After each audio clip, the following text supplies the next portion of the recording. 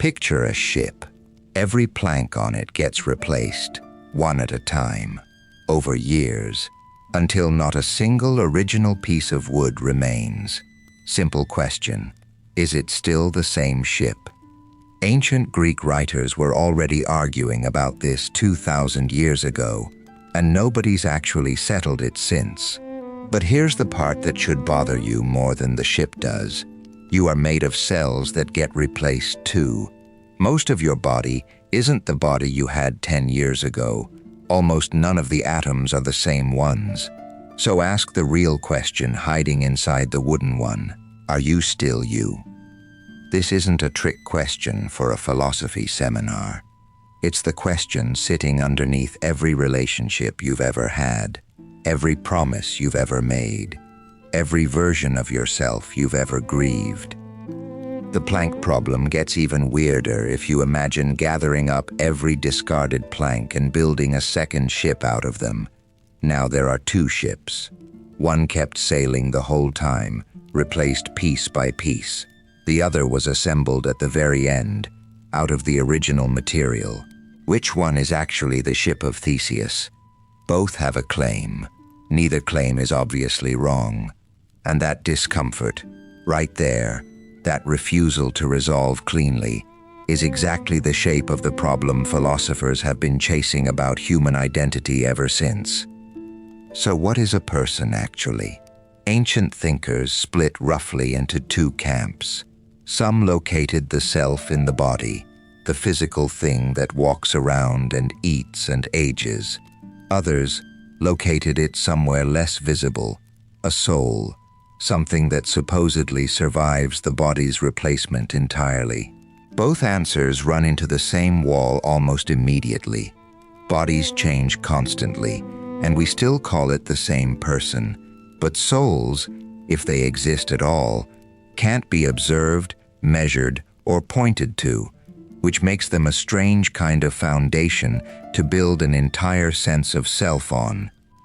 There's a difference worth being precise about here, because it matters for everything that follows. Changing is not the same as ceasing to exist. You are clearly different now than you were at 7 years old. Different body, different beliefs, different face in the mirror, but something, presumably, persisted through all of that difference. The philosophical question isn't whether you change. Obviously you do. The question is what, if anything, stays put while everything else is in motion. John Locke thought he had an answer, and it's simpler than you'd expect. Identity, he argued, isn't about the body at all. It's about memory. You are the same person as the child who scraped their knee on a specific sidewalk because you can, at least in principle, remember scraping it. The thread connecting you to your past selves isn't physical continuity. It's psychological continuity, memory reaching backward and stitching the moments together. Locke illustrates this with a thought experiment about a prince and a cobbler. Imagine the prince's consciousness, his memories, his sense of self, somehow transferred into the cobbler's body overnight. Everyone else would still see the cobbler, but Locke insists the person who wakes up, the one carrying the prince's memories, actually is the prince now, wearing a different body. Identity, on this theory, follows the memories, not the flesh. It's a clean idea. It also breaks almost immediately under its own weight. You don't remember being 2 years old. Nobody does. Does that mean you weren't you at 2? People with severe amnesia lose entire decades of memory, and yet we don't say a new person moved into their body. Something in Locke's theory is reaching for something real, and something in it is clearly incomplete. David Hume pushed the whole question somewhere darker. He decided to actually go looking for this self everyone kept referring to, not theorize about it. Look for it directly, through introspection, moment by moment. And here's what he reported finding: nothing. Whenever I enter most intimately into what I call myself, he wrote, I always stumble on some particular perception or other, of heat or cold, light or shade, love or hatred, pain or pleasure. I never can catch myself at any time without a perception, and never can observe anything but the perception. Read that again slowly, because it's one of the strangest sentences in the history of philosophy. Hume is saying he searched inside his own mind for the self, and found only a parade of individual experiences, one after another, with no single, unchanging thing standing behind them, watching them happen. No director behind the movie, just the movie. He called this the bundle theory. The self isn't a thing. It's a bundle of perceptions, loosely tied together by habit and memory, mistaken for a solid object. Because the bundling happens so continuously, we never catch it in the act. Sit with your own experience for a second. Right now, while you're listening to this, try to find the you that's doing the listening, separate from the listening itself. It's oddly hard. There's the sound. There's the thought about the sound. There's the awareness of having the thought. But where, exactly, is the thing having all of it? Nearly 3 centuries after Hume, a philosopher named Derek Parfit took this unsettling observation and turned it into one of the most radical arguments in modern philosophy.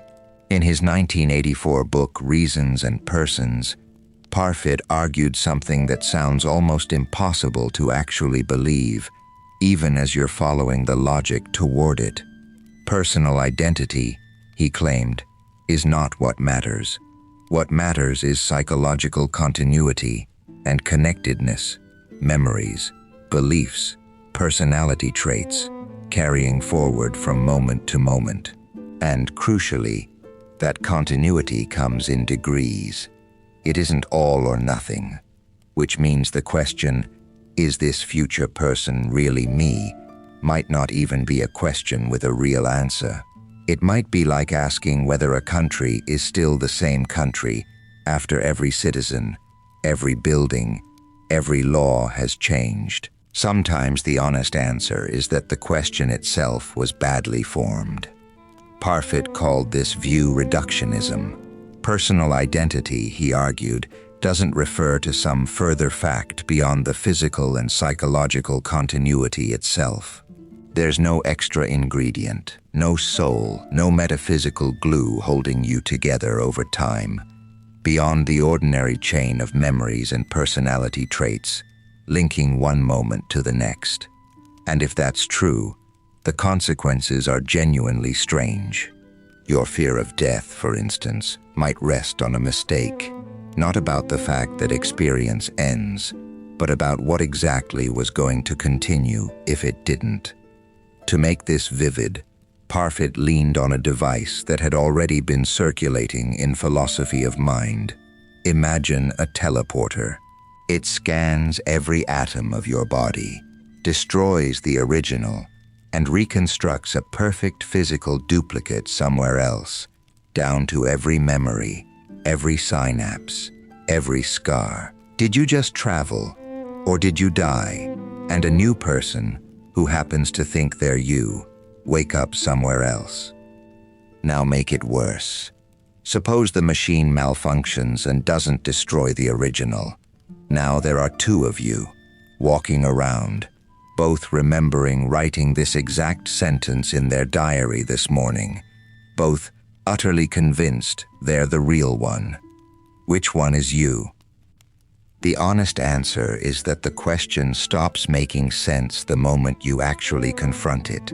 Both copies have equal claim. Neither is more you than the other.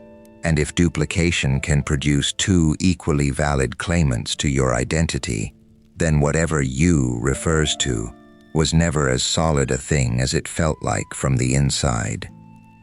Daniel Dennett, working from cognitive science rather than pure logic, arrived at a compatible picture from a different direction. He described the self as a center of narrative gravity, Not a physical thing you could locate in the brain with a scalpel, but something closer to the way a story creates a protagonist. Your brain is constantly generating a narrative, stitching together perception, memory, and intention into something that feels like a continuous character living a continuous life.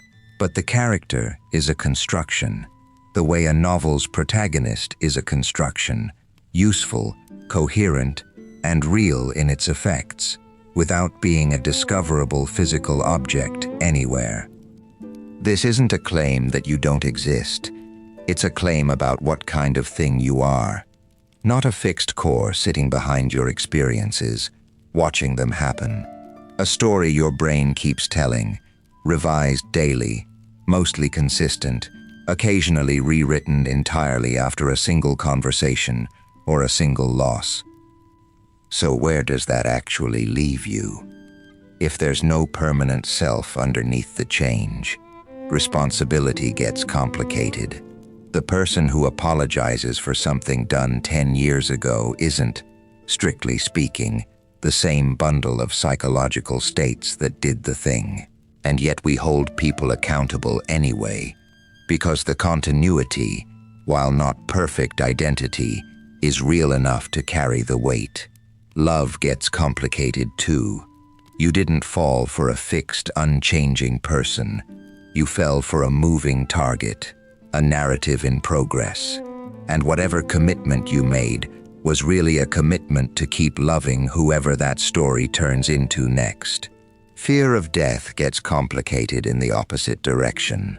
If the self was never a solid thing to begin with, maybe what ends isn't a thing being destroyed, but a story simply stopping, the way a book ends without the previous chapters becoming false. And personal growth, the thing everyone claims to want, starts to look different too. You're not discovering some hidden, authentic self buried under years of noise.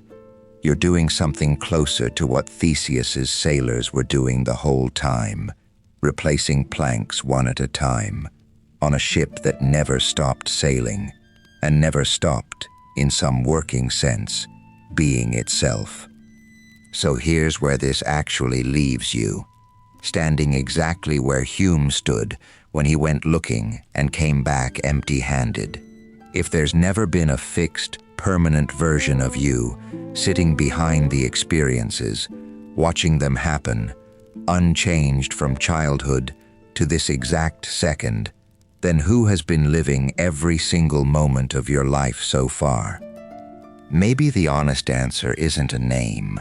Maybe it's a story that's still being written, with no author standing outside it, and no final page that proves it was ever one thing all along.